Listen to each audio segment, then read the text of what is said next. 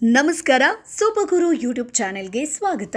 ಸ್ನೇಹಿತರೆ, ನೀವು ಧರ್ಮಸ್ಥಳಕ್ಕೆ ಹೋಗ್ತೀರಾ ಅಂತಂದರೆ ಈ ಒಂದು ದೇವಸ್ಥಾನಕ್ಕೆ ತಪ್ಪದೇ ಭೇಟಿ ಕೊಡಬೇಕು. ಇಲ್ಲ ಅಂತಂದರೆ ಈ ದೇವಸ್ಥಾನಕ್ಕೆ ಹೋಗಿಲ್ಲ ಅಂತಂದರೆ ನಿಮ್ಮ ಒಂದು ಹರಕೆ ಏನಿದೆಯೋ ಅಥವಾ ನೀವು ಏನು ಧರ್ಮಸ್ಥಳಕ್ಕೆ ಏನನ್ನು ಅಂದ್ಕೊಂಡು ಹೋಗಿರ್ತೀರೋ ಅದು ನೆರವೇರೋದಿಲ್ಲ, ಅಂದರೆ ಕಂಪ್ಲೀಟ್ ಆಗೋದಿಲ್ಲ ಅನ್ನುವಂಥ ಮಾತಿದೆ.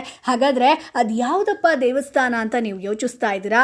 ಶ್ರೀ ಕ್ಷೇತ್ರ ಧರ್ಮಸ್ಥಳದಲ್ಲಿರುವಂಥ ಅಣ್ಣಪ್ಪ ಸ್ವಾಮಿ ಬೆಟ್ಟ ಸ್ನೇಹಿತರೆ. ಹಾಗಾದರೆ ಅಣ್ಣಪ್ಪ ಸ್ವಾಮಿ ಬೆಟ್ಟಕ್ಕೆ ಯಾಕೆ ಹೋಗಬೇಕು, ಯಾರ್ಯಾರು ಹೋಗಬೇಕು, ಅಲ್ಲಿ ಹೋದರೆ ಏನು ನಡೆಯುತ್ತೆ, ಯಾವ ಸಮಯದಲ್ಲಿ ದೇವಸ್ಥಾನ ಓಪನ್ ಇರುತ್ತೆ, ಧರ್ಮಸ್ಥಳಕ್ಕೆ ಹೋಗೋ ಮೊದಲು ಅಣ್ಣಪ್ಪ ಬೆಟ್ಟಕ್ಕೆ ಹೋಗಬೇಕಾ, ಅಣ್ಣಪ್ಪ ಬೆಟ್ಟಕ್ಕೆ ಹೋಗಿ ಧರ್ಮಸ್ಥಳಕ್ಕೆ ಹೋಗಬೇಕಾ, ಇಲ್ಲಿ ನಡೆದಿರುವಂಥ ಪವಾಡ ಏನು, ಇವೆಲ್ಲದರ ಬಗ್ಗೆ ಕಂಪ್ಲೀಟ್ ಮಾಹಿತಿಯನ್ನು ಹೇಳ್ತೀವಿ. ಅದಕ್ಕಿಂತ ಮುಂಚೆ ನಮ್ಮ ಚಾನಲನ್ನು ತಪ್ಪದೇ ಸಬ್ಸ್ಕ್ರೈಬ್ ಮಾಡಿ. ಸ್ನೇಹಿತರೆ, ನಮ್ಮ ದೇಶದಲ್ಲಿ ಸಾಕಷ್ಟು ಪುಣ್ಯ ಕ್ಷೇತ್ರಗಳು, ದೇವಸ್ಥಾನಗಳಿದೆ. ಪ್ರತಿಯೊಂದು ದೇವಾಲಯ ತನ್ನದೇ ಆದಂಥ ಮಹಿಮೆ, ಇತಿಹಾಸವನ್ನು ಹೊಂದಿದೆ. ಕೆಲವು ದೇವಾಲಯದ ಬಗ್ಗೆ ಬಹಳಷ್ಟು ಜನರಿಗೆ ಗೊತ್ತಿರೋದೇ ಇಲ್ಲ. ನಮ್ಮ ಕರ್ನಾಟಕದ ಶ್ರೀ ಕ್ಷೇತ್ರ ಧರ್ಮಸ್ಥಳದಲ್ಲಿರುವಂತಹ ಅಣ್ಣಪ್ಪ ದೇವರ ಬೆಟ್ಟದ ಬಗ್ಗೆ, ಅದರ ಪೌರಾಣಿಕ ಹಿನ್ನೆಲೆಯ ಬಗ್ಗೆ ಸಾಕಷ್ಟು ಜನರಿಗೆ ಗೊತ್ತೇ ಇಲ್ಲ.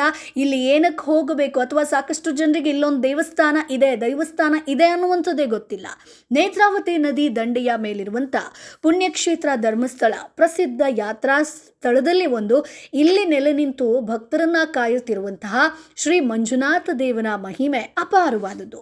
ದೇಶದ ನಾನಾ ಭಾಗಗಳಿಂದ ಈ ಕ್ಷೇತ್ರಕ್ಕೆ ಭಕ್ತರು ಬಂದು ದೇವರ ದರ್ಶನವನ್ನು ಪಡಿತಾರೆ. ಪ್ರತಿ ವರ್ಷ ಬರೋರಿದ್ದಾರೆ, ಅವರ ಒಂದು ಹರಕೆಯನ್ನು ಹೊರೋರಿದ್ದಾರೆ. ಸಾಮಾನ್ಯವಾಗಿ ಎಲ್ಲರೂ ಧರ್ಮಸ್ಥಳಕ್ಕೆ ಬಂದು ದೇವಸ್ಥಾನಕ್ಕೆ ಭೇಟಿ ನೀಡಿ ದೇವರ ದರ್ಶನ ಪಡೆದು ಪ್ರಸಾದವನ್ನು ಪಡ್ಕೊಂಡು ಹಾಗೆ ಹೋಗ್ತಾರೆ. ಆದರೆ ಇಲ್ಲಿ ನೋಡಲೇಬೇಕಾದಂಥ ಇನ್ನೊಂದು ಸ್ಥಳ ಇದೆ ಸ್ನೇಹಿತರೆ.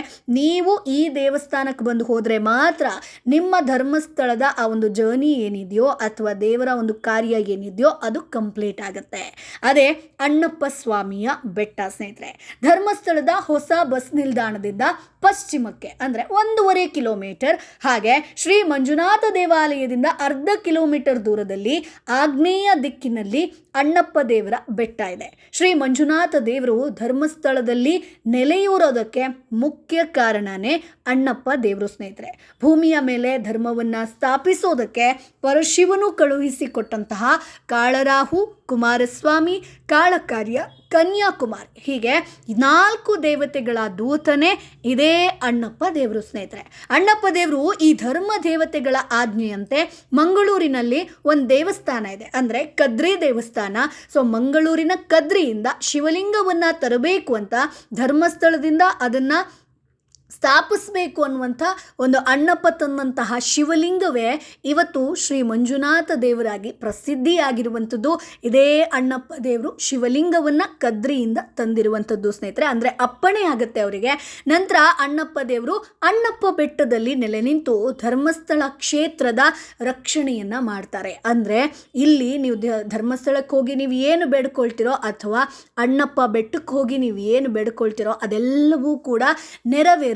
ಅಣ್ಣಪ್ಪ ಯಾರ ಕೈ ಕೂಡ ಬಿಡೋದಿಲ್ಲ. ಜೊತೆಗೆ ಸುಳ್ಳು ಹೇಳಿದ್ರೆ ಅವರಿಗೆ ಶಿಕ್ಷೆ ಕಟ್ಟಿಟ್ಟ ಬುತ್ತಿ ಅನ್ನುವಂಥ ಮಾತಿದೆ. ಹಾಗಾಗಿ ಇಲ್ಲಿ ಯಾರೇ ತಪ್ಪು ಮಾಡಿದ್ರೂ ಕೂಡ ಕ್ಷಮೆಯನ್ನು ಯಾಚಿಸೋದಕ್ಕಾಗಿರ್ಬೋದು ಅಥವಾ ನೀನು ತಪ್ಪು ಮಾಡಿದ್ಯಾ ಇಲ್ಲವಾ ಅನ್ನುವಂಥದ್ದನ್ನು ತಿಳ್ಕೊಳ್ಳೋದಕ್ಕೆ ಅಣ್ಣಪ್ಪ ದೇವರ ಹತ್ರ ಸಾಕಷ್ಟು ಜನ ಹೋಗ್ತಾರೆ. ಇದಕ್ಕೆ ಸಾಕಷ್ಟು ಉದಾಹರಣೆಗಳನ್ನು ಕೂಡ ನೀವು ನೋಡಿರ್ಬೋದು. ಭಕ್ತರಿಗೆ ಅಣ್ಣಪ್ಪ ದೇವರ ಮೇಲೆ ಎಷ್ಟು ಭಕ್ತಿ ಇದೆಯೋ ಅಷ್ಟೇ ಭಯ ಇದೆ. ಈ ಸ್ಥಳದಲ್ಲಿ ಸುಳ್ಳು ಹೇಳೋದಕ್ಕೂ ಕೂಡ ಜನ ಭಯ ಪಡ್ತಾರೆ. ಯಾಕಂತಂದರೆ ಸುಳ್ಳು ಹೇಳಿದ್ರೆ ಶಿಕ್ಷೆಯನ್ನು ನಾವು ಅನುಭವಿಸ್ತೀವಿ ಅನ್ನೋದು ಎಲ್ರಿಗೂ ಕೂಡ ಗೊತ್ತಿದೆ. ಬೆಟ್ಟದ ಮೇಲೆ ಅಣ್ಣಪ್ಪ ಸ್ವಾಮಿಯ ಮಂದಿರ, ಹಾಗೆ 4 ಧರ್ಮ ದೇವತೆಗಳ ಮಂದಿರ ಇದೆ. ಕೇರಳ ಶೈಲಿಯಲ್ಲಿದೆ ಅಣ್ಣಪ್ಪ ಹಾಗೆ ಧರ್ಮ ದೇವತೆಗಳ ಮಂದಿರ. ಮರ ಆಗಿರ್ಬೋದು, ಕಲ್ಲು ಲೋಹಗಳಿಂದ ನಿರ್ಮಾಣ ಮಾಡಿದ್ದಾರೆ. ಈ ದೇವಾಲಯದ ಒಳಗೆ ಒಂದು ಜೋಕಾಲಿ ಇದೆ ಸ್ನೇಹಿತರೆ. ಇದನ್ನ ದೈವಗಳು ಉಪಯೋಗಿಸ್ತಾರೆ ಅನ್ನುವಂಥ ನಂಬಿಕೆ ಇದೆ. ಈ ಬೆಟ್ಟ ಕಿರಿದಾಗಿದ್ದು ಏರ್ ಹೋಗೋದಕ್ಕೆ ನಮಗೆ ಮೆಟ್ಟಿಲಿದೆ. ಸಾಮಾನ್ಯವಾಗಿ ಮೊದಲು ಅಣ್ಣಪ್ಪ ದೇವರ ದರ್ಶನ ಮಾಡಿದ ನಂತರ ಶ್ರೀ ಮಂಜುನಾಥ ದೇವರ ದರ್ಶನ ಮಾಡಬೇಕು ಅನ್ನುವಂಥ ಪ್ರತೀತಿ ಇದೆ. ಆದರೆ ಅನೇಕ ಭಕ್ತರಿಗೆ ಈ ವಿಷಯ ಗೊತ್ತೇ ಗೊತ್ತೇ ಇಲ್ಲ. ಅಣ್ಣಪ್ಪ ಸ್ವಾಮಿಯ ಮಂದಿರಕ್ಕೆ ಮಹಿಳೆಯರಿಗೆ ಹಾಗೆ ಚಿಕ್ಕ ಮಕ್ಕಳಿಗೆ ಪ್ರವೇಶ ಇಲ್ಲ. ಜೊತೆಗೆ ಈ ದೇವಾಲಯದಲ್ಲಿ ಪೂಜೆ ಆಗಿರ್ಬೋದು, ಪ್ರಸಾದ ವಿತರಣೆ ಯಾವುದು ಕೂಡ ನಡೆಯೋದಿಲ್ಲ. ಪ್ರತಿದಿನ ಈ ದೇವಸ್ಥಾನ ಅಂದರೆ ಟೈಮಿಂಗ್ಸ್ ಹೇಳೋದಾದರೆ ಬೆಳಗ್ಗೆ 8:30ರಿಂದ ಸಂಜೆ 6 ಗಂಟೆವರೆಗೆ ಮಾತ್ರ ಓಪನ್ ಇರೋದು. ಅಣ್ಣಪ್ಪ ದೇವರಿಗೆ ಗೌರವವನ್ನು ಸೂಚಿಸೋ ಸಲುವಾಗಿ ಭಕ್ತರು ಅಲ್ಲಿ ಸೈಲೆಂಟ್ ಆಗಿರಬೇಕು, ಅಂದರೆ ಮಾತನಾಡುವಂತಿಲ್ಲ ಅನ್ನುವಂಥದ್ದು ಒಂದು ರೂಲ್ಸ್ ಇದೆ. ಕೇವಲ ದರ್ಶನ ಮಾಡ್ಕೊಂಡು ಬರಬೇಕು. ಸಂಕ್ರಮಣ ಹಾಗೆ ವಿಶೇಷ ದಿನಗಳಲ್ಲಿ ಅಣ್ಣಪ್ಪ ದೇವರು ಹಾಗೆ ಧರ್ಮ ದೇವತೆಗಳಿಗೆ ಬೇರೆ ಬೇರೆ ಸೇವೆ ಇರುತ್ತೆ. ಅಂದರೆ ತಾಂಬೂಲ ಸೇವೆ, ದರ್ಶನ ಸೇವೆ ಕೂಡ ನಡೆಯುತ್ತೆ. ಮಂಜುನಾಥ ದೇವರ ಸ್ಥಾಪನೆಗೆ ಕಾರಣರಾದಂತಹ ಅಣ್ಣಪ್ಪ ದೇವರನ್ನ ಭಕ್ತಾದಿಗಳು ದರ್ಶನವನ್ನ ಮಾಡಿ ಪುನೀತರಾಗಬೇಕು. ಎಷ್ಟೊಂದು ಜನರಿಗೆ ಈ ವಿಚಾರ ಗೊತ್ತೇ ಇಲ್ಲ. ಕೆಲವೊಂದಷ್ಟು ಜನ ಹಾಗೆ ಹೋಗಿ ಬಂದು ಬಿಡ್ತಾರೆ. ಆದರೆ ಅಣ್ಣಪ್ಪ ಬೆಟ್ಟಕ್ಕೆ ಹೋಗಲೇಬೇಕು. ಬಟ್ ಇಲ್ಲಿ ಒಂದು ರೂಲ್ಸನ್ನು ಫಾಲೋ ಮಾಡಬೇಕು. ಹೆಣ್ಣು ಮಕ್ಕಳಿಗೆ ಹಾಗೆ ಮಕ್ಕಳಿಗೆ ಯಾವುದೇ ಪ್ರವೇಶ ಇರೋದಿಲ್ಲ. ಅಂದರೆ ಹೆಂಗಸರಿಗಾಗಿರ್ಬೋದು, ಚಿಕ್ಕ ಮಕ್ಕಳಿಗೆ ಪ್ರವೇಶ ಇರೋದಿಲ್ಲ. ಗಂಡಸರಿಗೆ ಮಾತ್ರ ಬೆಟ್ಟ ಹತ್ತಿ ಹೋಗಿ ದೈವ ದರ್ಶನವನ್ನು ಮಾಡ್ಕೊಂಡು ಬರ್ಬೋದು. ಬಟ್ ಇಲ್ಲಿ ನಾವು ಕೇಳ್ಕೊಂಡದ್ದೆಲ್ಲ ನಡೆಯುತ್ತೆ ಅನ್ನುವಂಥ ಒಂದು ನಂಬಿಕೆ ಕೂಡ ಇದೆ. ಸೊ ಸ್ನೇಹಿತರೆ, ಈ ಅಣ್ಣಪ್ಪ ಸ್ವಾಮಿಯ ಬೆಟ್ಟದ ಬಗ್ಗೆ ನಿಮಗೆ ಗೊತ್ತಿತ್ತಾ? ಈ ಹಿನ್ನೆಲೆ ನಿಮಗೆ ಗೊತ್ತಿತ್ತಾ? ಅದನ್ನು ಕಮೆಂಟ್ ಬಾಕ್ಸ್ ಮೂಲಕ ತಪ್ಪದೇ ತಿಳಿಸಿ. ನಮ್ಮ ಚಾನಲನ್ನು ತಪ್ಪದೇ ಸಬ್ಸ್ಕ್ರೈಬ್ ಮಾಡಿ.